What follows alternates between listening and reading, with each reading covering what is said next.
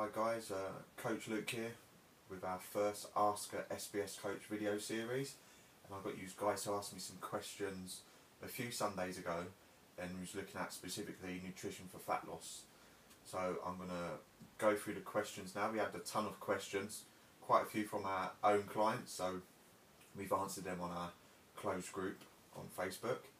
So let's get started. So first question up is from Jursone, hopefully I pronounced that correctly. And Laura's asked, could you please discuss metabolic rate and ways to increase it? So we're looking at fat loss. So I wouldn't say a way would be to increase it as such, because that's going to be, well, pretty much impossible when you're in a deficit. It'd be the way you can reduce the negative adaptations to dieting and how you can reduce the negative effects of that. So a few things would be to make sure that you've given yourself enough time if you're going to compete or a specific goal in mind, that you try and eat as much as possible when starting out while losing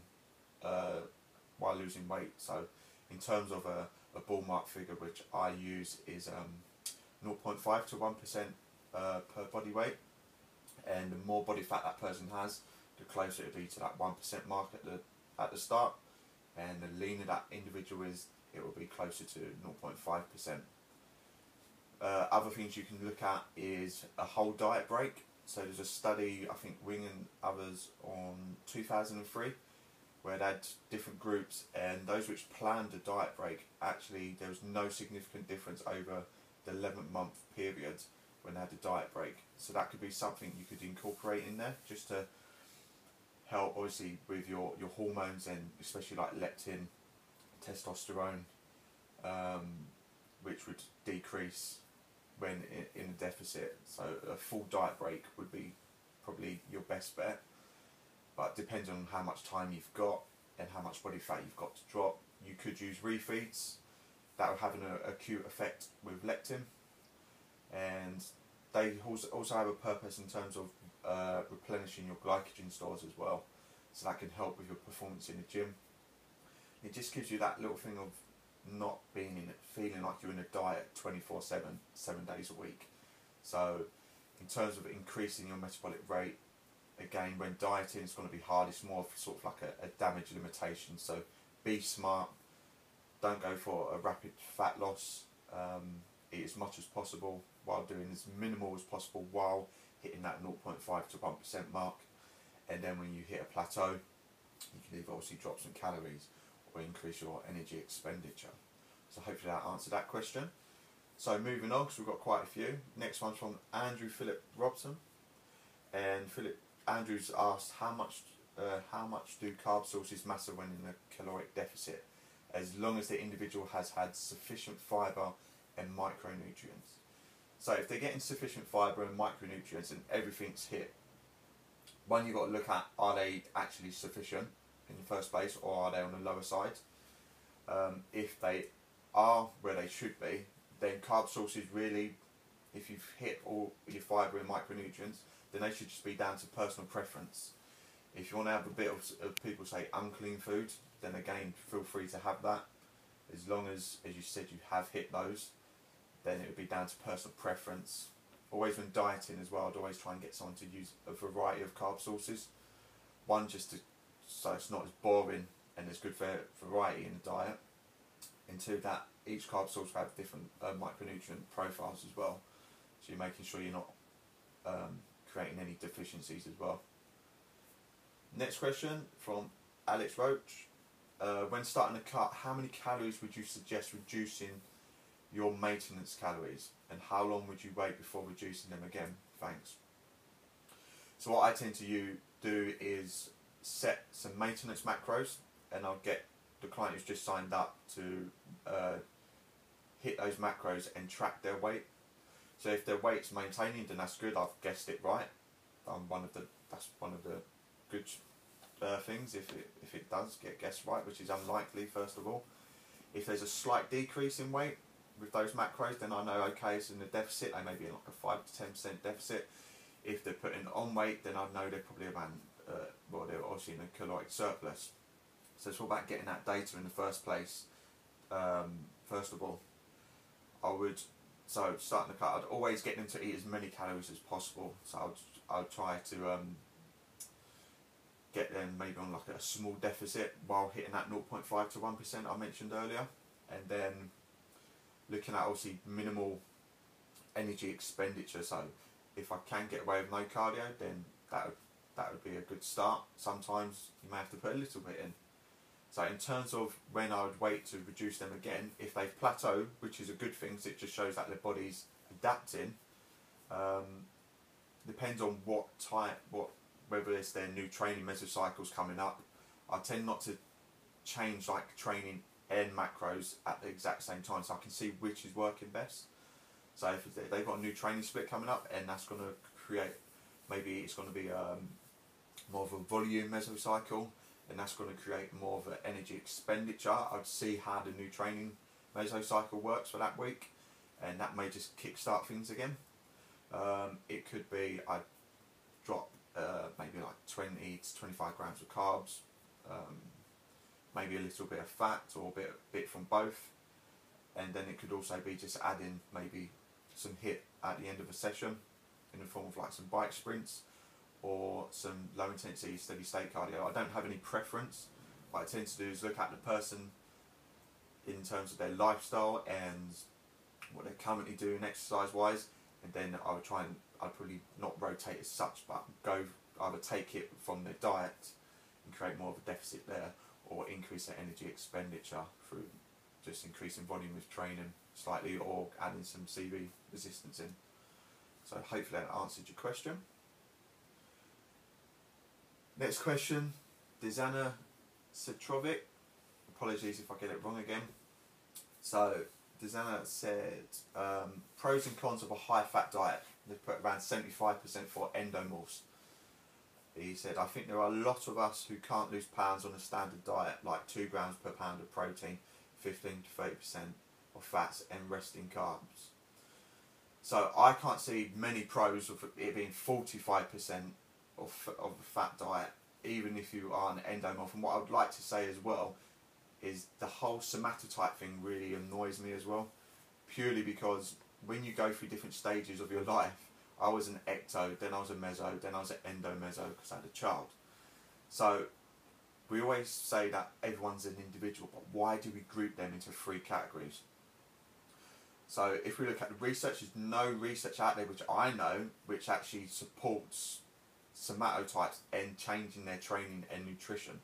Now people have different body fat levels, and the more body fat you have, the more likely you will have an insulin resistance, so you may perform better on a higher fat diet and lower carb. Another thing you've got to take into account is their activity levels, what they are currently and what you're actually going to be getting them to do. So for me, I used to go down the route of, okay, your body fat's quite high, so I'm just automatically going to give you low carbs and high fat because of insulin. But insulin doesn't make you fat. You've got to look at basically the net balance at the end, not just the day, over a period of time. So the main things would be is to create the diet where it's got sufficient protein, and the carbs and fat will be based on personal preference. If you're going to give someone a diet and they prefer carb sources, but then you take them all away, and then you're giving them resistance training, which is glycogen depleting, then they might not adhere to it. It might not work for them. So for example, I have some overweight clients who do well on a lower carb diet. However, when I've used that approach with a few others, they've not done that well. So then I've reverted and I've gone, okay, I'm going to give you a lower fat diet and higher carb diet. And guess what? That worked for them. So it's working out what works for that individual. So in terms of like 45% of fats as well, you've then got to take into account overall calories as well. So I tend to go by grams per kilogram of body weight rather than a percentage. So you'd probably say like a low fat diet would be sub 20%, getting to around the 15% mark. And if we look at the research as well, which is in controlled metabolic wards, when the protein's set and it's maintained, and you just change around the carbs and fat, even with that individual, as long as there's a deficit, there's no significant difference in terms of weight loss. So again, it's looking at things like the person's diet previously. So if it's a typical Western diet, then they probably have had quite a lot of carbs in there. So if you eliminate carbohydrates, then guess what? They're going to lose weight because you've just eliminated a ton of calories from that. So I'll just say play around with it, experiment and find out which works for you, but don't just assume that because someone has a higher body fat percentage, they're not going to lose weight on a higher carb diet and lower fat diet. So hopefully that helps. So Vag Koul, do you go for a healthy fat loss journey, although the results will be slower, or for faster results no matter the collateral damage in a given strict deadline? Whenever possible, always go for the slower approach. We look at the research as well. When the rate of weight loss is high or the caloric deficit is large, then the negative adaptations of dieting occur at a lot quicker rate and to a more severe degree as well. So if we look at like research with adaptive thermogenesis, which is the drop in calories which cannot be accounted for in the drop of lean tissue, and I think the biggest one which reported adaptive thermogenesis is the Biggest Loser study, and it was around 18.8%. I know this because I've done a webinar last night on metabolic adaptation. So, and they lost on like a 4.22 pounds per week average over, I think a 30-week period. So that's a big drop in itself. So whenever possible, always go for them 0.5 to 1%, and again base it on the person's current body composition. And then if you do, for whatever reason, if you do need to do it quickly, maybe what I've used before is La McDonald's rapid fat loss just for a week. It's had quite good results, but again it's a high protein diet, and there's supplements as well to take into account, as well as adjusting their training volume, etc. So or when always possible, sit down with a client and explain to them that slow and steady is the best option if we're looking at long-term results. Otherwise you go quick and go for a rapid fat loss and you cut calories, cut cardio, and then once they hit a plateau, what are you going to do then? So always slow and steady if possible. So next question is from Joanne Plummer, and Kelly said, "Hi Luke, how low would you go for a male/female competitor? What is the lowest you like clients on?" So I'm going to take that as calories, and I'll answer it in a second. There's a few questions here. How do you bring in refeeds and how many a week? What are the advantages and disadvantages for refeeds? For weight loss, do you prefer being in cardio or bringing in cardio or reducing calories? So I've got my notes here, Kelly, so if I'm looking down, you know why. So if we take into calories, you've got to base it on the person's body weight and their sort of body fat percentage or their energy availability, which would be how much body fat stores they've got. A few times clients have come to me who want to compete within like 8 to 12 weeks, and they've just got a ton of body fat, and they tell me they're on like 1400 calories and they're maintaining weight. One, they're probably not on 1400 calories and maintaining weight when they're doing a ton of exercise. And if they are on that low and their metabolic rate has adapted to that degree and they still need to lose a ton of body fat, I will either say I won't coach them because it would not be safe for their health. And I mean, when getting down to low levels of body fat, it's never you can't really say it's good for your health. But when they come and they've got already eating low calories and doing a ton of cardio and resistance training, and they've still got quite a lot of body fat to drop within a short period of time, I would either refuse to coach them or change their perspective, talk them through the process, and maybe set a date further down the line. So in terms of low, I mean, you could, when people say they're on 800 calories a day, they may be for 1 or 2 days, but when hunger sets in, that's when they're going to binge. So low wise, maybe around 1300 calories, 1400 calories for someone who's low body weight, someone who's high body weight, maybe like the late 1900s. But again, everyone's different, and that's the good thing about coaching. Some people will have to work hard and create a massive deficit compared to their body weight, which you would presume their maintenance would be. some people can drop calories on 3,500 calories and they're around 90 kg, so it does depend on the person. Refeeds. So I tend to, the pros and cons of refeed. So a con of refeeds is that it cuts into your deficit. So if it was maybe like a 10 or 15% deficit and you had a big refeed, it may obviously make it from 15 to 10% or 10% to 5%. So that would be a con. Also, when people, other factors you need to take into account is how many calories are they actually on, and how many carbs are they on. Do they really need to refeed if they're on like 400 grams of carbs per day? Probably not, because they're getting as well as a good amount of calories. So I tend to use refeeds when the person's more leaner, because they've got their leptin levels will tend to be lower because they've got less body fat and energy availability. If they've been dieting for a longer period of time, then using a refeed can also have an acute effect on leptin. I'm not sure how much of an effect that would have based on just like a 1 or 2 meals or a day period.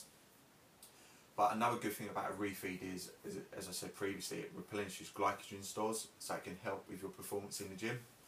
I tend to not just go with like, oh, have a refeed on a leg day because you're going to smash your legs. There's too many things to take into account, like the time of day they're training, and then their preference as well. So I tend to speak to the client and work out when would they like to have their refeed.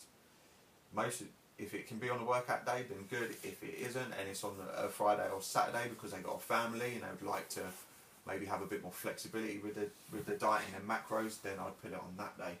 In terms of the how far I'd go up to, probably refeed go up to what I presume is their maintenance level. You could do, Alan Aragon's got a good thing with like carb ups, and you could do maybe 1.5 to 2.5 times their carbohydrate intake for the week per day.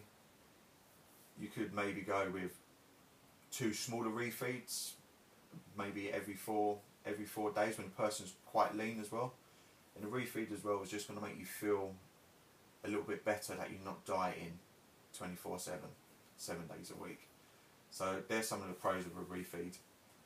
If possible, again, like I said, having a full diet break for a week could be another possibility, and that could work well. So for your last question, you said, for weight loss, do you prefer bringing in cardio or reducing calories? I prefer doing whatever I feel would be most beneficial for that person. If they're currently doing a lot of cardio or a lot of training anyway, or they're quite active on a day-to-day basis with a lot of walking or cycling to work, then I'd probably prefer to take it from their diet. If their calories are getting a little bit lower, and I think I'd rather create more of a deficit through increasing energy expenditure, then I'd probably bring in more cardio. So again, it would be based on the individual. Okay. So next question, Candice, AUM, I'm sorry I don't know how to pronounce your surname. Candice has asked, is there any evidence suggesting that spacing meals further apart supplements fat loss? I know that end of day net is most important, but I was wondering if fewer larger meals makes a difference. So I haven't seen any research. If we look at meal frequency and what people perceive, or the bros in the industry, or people which are still bros, would say that having a higher meal frequency will elevate your metabolism. Research has proven this over and over again that this is not the case. So what I would suggest is, again, as you answered the question, the net at the end of the net day, I wouldn't just say the day, but over a period of time, maybe a week or so, being in a negative balance would obviously promote fat loss. So when you've got to look at meal frequency, things you need to take into account is personal preference, your activity levels, and what's actually going to make you stick to the plan. So for me personally, I prefer, if I'm in a deficit, I would prefer 3 larger meals spread out through the day. Sometimes I may even have 2 meals and just intermittent fast, because I've spent quite a lot of my time on the laptop now. So to get work done, it may just be like intermittent fast up until 12 o'clock, and then I have like 2 larger meals and maybe a dessert or some sorts. That works better for me in terms of having 5 or 6 smaller meals. And then the other things you've got to take into account as well is if you're spending your time prepping 8 meals a day, and you're on like, not unless you're on like massive amount of calories, if you're eating quite a lot of calories, then it may be that more smaller frequent meals would be better, because it's quite a large amount of calories to consume. Where if your calories are probably average, or if you're on the cut, as obviously it's the fat loss questions, then it may be doing like 8 small meals a day. It's just going to be so small that you're going to eat it and then want more all the time. And another thing to take into account, the amount of food prep. So for me, the less food prep I can do, the easier for me. So again, there's no research out there which would suggest spacing the meals further apart for fat loss. Again, you've got to look at the overall net balance, and then picking a meal frequency which promotes adherence to the diet, and also looking at what works best for you and your maybe your work shifts and stuff like that. So hopefully that answered that. Next question, Joe Morris. So Joe said, should the macronutrient composition of a meal differ based on the individual's circadian rhythm / time of the day? I'm going to say no, it should differ based on the person's preference and overall macros, and making sure that once overall macros are hit, that's the most important thing. So worrying about your circadian rhythm and just forgetting to hit your overall macros sort of defeats the object. So make sure you master the basics first, hit your calories, hit your macros, and then look at what fits your lifestyle best. So again, with people's circadian rhythm and stuff like that, if someone works late shifts, their body clock's going to be different to someone who works early shifts. And then I've got some clients who work early, medium, or like afternoon shifts and evening shifts. So we would talk and discuss and go through what maybe adapting their nutrition to suit their shift patterns. So I wouldn't, I mean, you may be going on about like the whole meat and nuts for breakfast and stuff like that. I'll link you a good article from my friends Matt Jones on that, which basically just explains maybe why meats and nuts for breakfast is not the best option or the only option. And again, who really wants to be getting up and having, people think, oh, you have carbs in the morning, you're going to get brain fuzz and you won't be able to concentrate properly. That's a load of rubbish. What tends to happen is they compare a high carb, low protein breakfast compared to a high fat, high protein breakfast. So the key would be the protein as well. And again, times of day you're training as well. So some of my clients may tend to have a higher fat and higher protein breakfast if they're training later in the evening, so I can get more carbohydrates around their training to aid performance and recovery. Where some of my clients train first thing in the morning, so it may just be like a smoothie, so more carbohydrates and protein. So yeah, I would adapt it to you as the individual rather than the circadian rhythm. So Mike, well, hi Mike. Mike always asks questions, so good on Mike. How to determine macros, calories and ratios when beginning a fat loss phase? I'll keep it simple. Get an estimate of resting metabolic rate. I tend to use 23 times their body weight in kilograms. Then estimate their total daily energy expenditure, taking into account their physical activity levels, doing the calculations. Set protein, set fat, remainder is made up of carbs.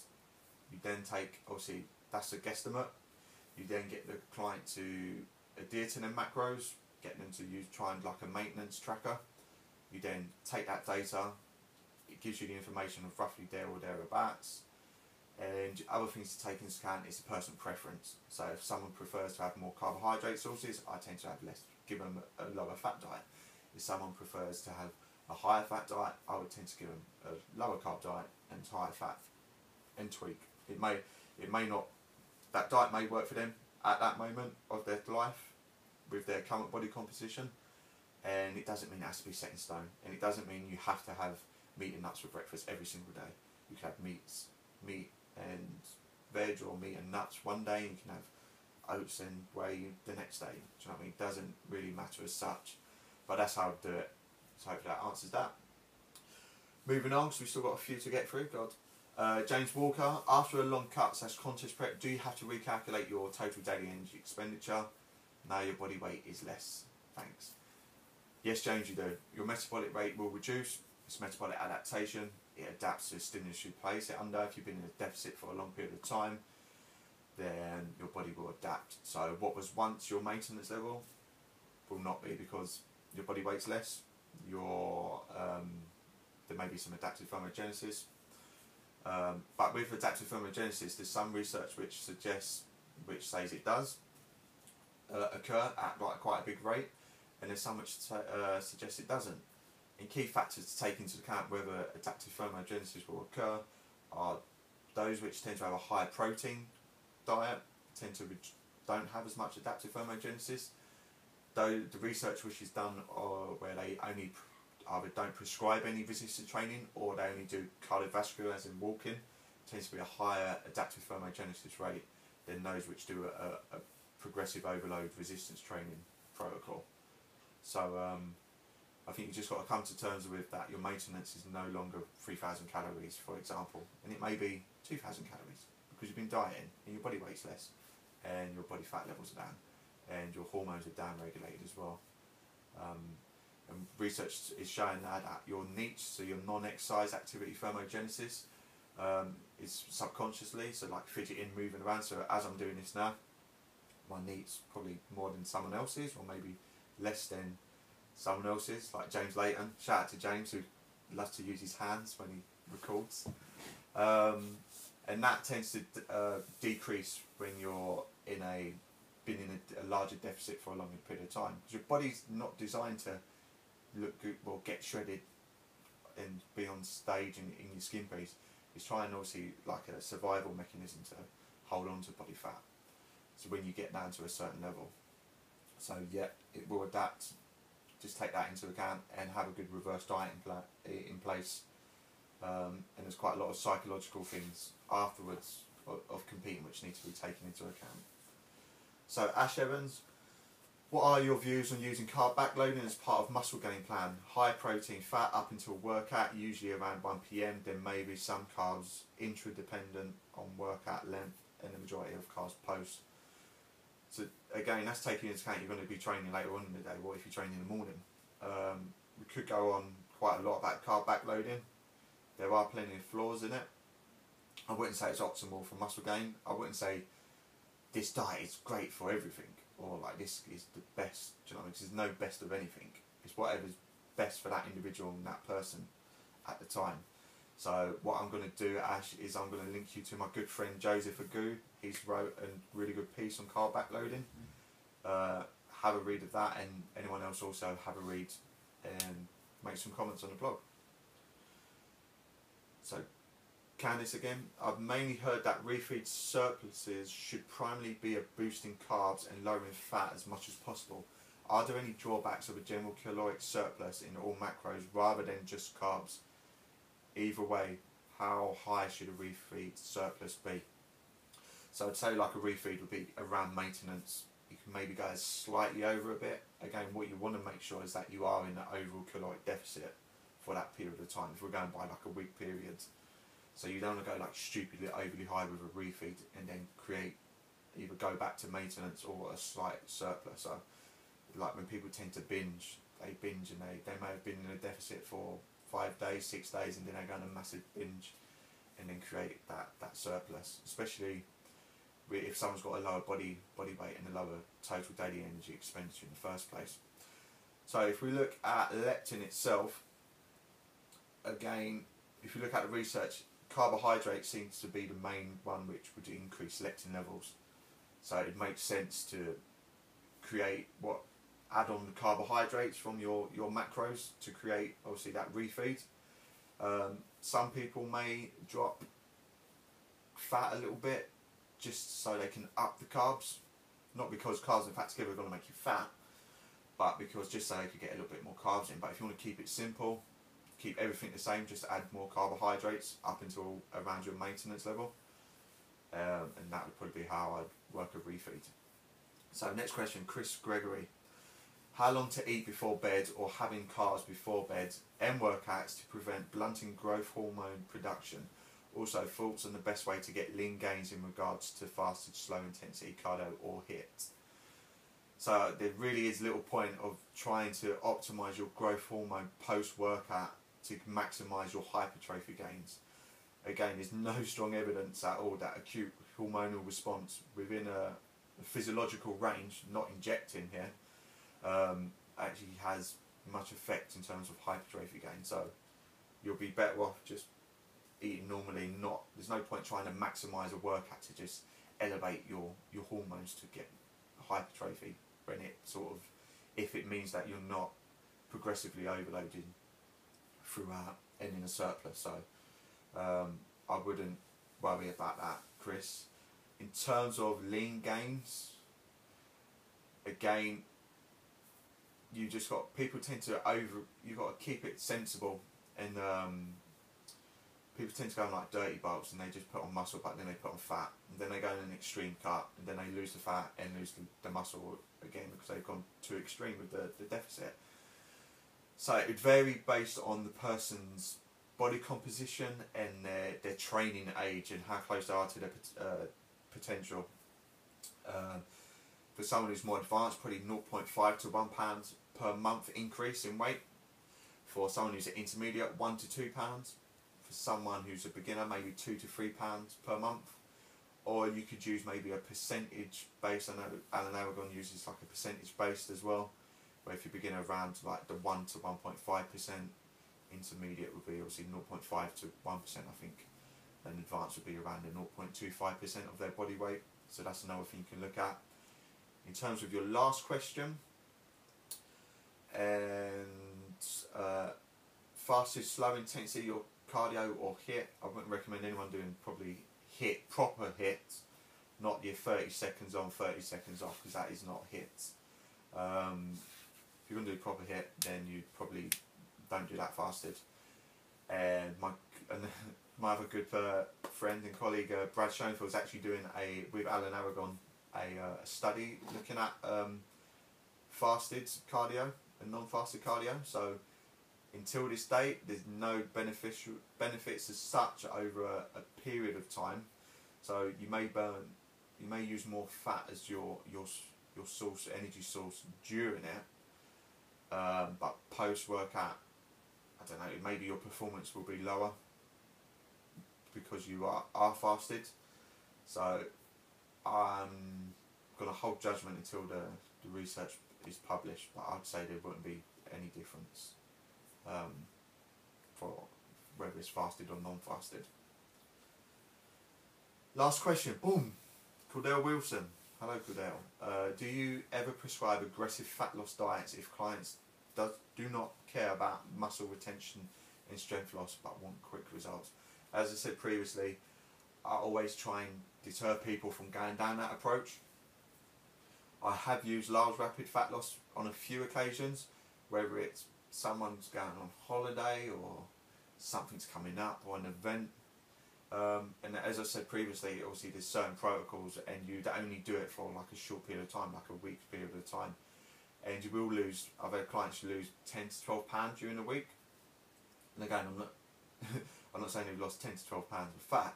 They've probably lost a few, but most of that will just be water weight because they're glycogen depleted, because they're pretty much on really low carbohydrates. And when they do start to eat properly again, that weight will go up. So if on special occasions, maybe, but doing it, making sure that it's only for that week period, but always trying to get your client to have the mindset of not just quick results, because again, people, when we look at our industry, it's always like 8 weeks or 10 weeks or 12-week transformation. But then what happens after the 8 weeks? Do you know what I mean? You may, if you're on a diet and you can't see yourself doing it forever and being able to stick with it, then it's not the right diet you're on.